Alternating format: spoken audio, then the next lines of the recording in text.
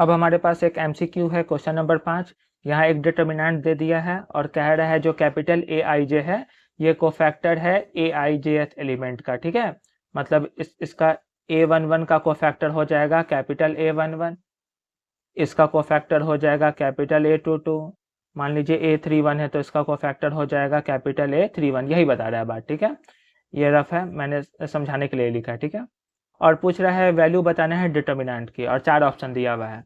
तो हम लोग जानते हैं कि अगर किसी भी रो या कॉलम का एलिमेंट, हम लोग को सभी एलिमेंट मालूम है, ठीक है ना, और उस एलिमेंट के कोफैक्टर को उस एलिमेंट के साथ मल्टीप्लाई करके हम लोग लगातार जोड़ दें, जैसे A11 को इसी के कोफैक्टर कैपिटल A11 से प्लस A12 को इसी के कोफैक्टर कैपिटल A12 से प्लस A13 को इसी के कोफैक्टर कैपिटल A13 से मल्टीप्लाई करके सबको जोड़ दें तो डिटर्मिनेंट की वैल्यू मिल जाती है। तो हम लोग कह सकते हैं कोई भी रो या कोई भी कॉलम का तीनों एलिमेंट लेना है और उसके कोफैक्टर से, उसी के कोफैक्टर से मल्टीप्लाई करना है सभी एलिमेंट को और सबको जोड़ देना है तो डिटर्मिनेंट की वैल्यू हम लोगों को मिल जाएगी।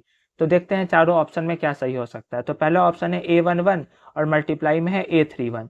तो A11 है तो यहाँ पर कैपिटल A11 होना चाहिए था। ठीक है ना, तो ये ऑप्शन तो पहले ही गलत हो गया। फिर A11 है, साथ में A11 है तो पहला स्टेप तो सही लग रहा है। फिर प्लस A12 है, बिल्कुल सही बात है, और कैपिटल A21 है। A21 किसका कोफैक्टर बता रहा है? इसका कोफैक्टर, ना कि इसका कोफैक्टर। तो ये ऑप्शन बी भी गलत हो गया। अब ऑप्शन सी पर आते हैं।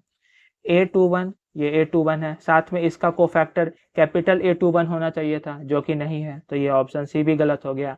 तो बच जो गया वही आंसर डी सही होगा। फिर भी हम लोग चेक करेंगे। तो A11 है, साथ में इसका कोफैक्टर कैपिटल A11, फिर प्लस आता है, प्लस है A21 है। अच्छा, ये वाला कॉलम से सॉल्व किया है। A21 है, साथ में इसका कोफैक्टर A21 है, फिर प्लस A31 है, बिल्कुल सही बात है, और उसका कोफैक्टर A31 है। तो यानी फर्स्ट कॉलम का यूज करके, फर्स्ट कॉलम के एलिमेंट का कोफैक्टर का यूज करके इसको सॉल्व किया है, तो बिल्कुल ये आंसर डी हो जाएगा सही। ठीक है ना, तो कुल मिला के 6 तरीका होता है सॉल्व करने का। A11 capital A11 plus A12 capital A12 plus A13 capital A13। इसी तरह सेकेंड रो से करेंगे तो A21 मल्टीप्लाई में capital A21 plus A22 capital A22 plus A23 capital A23। या फिर थर्ड रो से करेंगे तो सेम प्रोसेस, या फर्स्ट कॉलम से करेंगे तो ये हो जाएगा।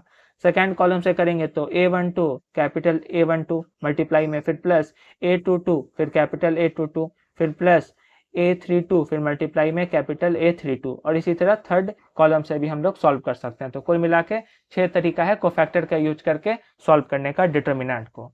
तो ये हो गया हमारा answer. Thank you for watching.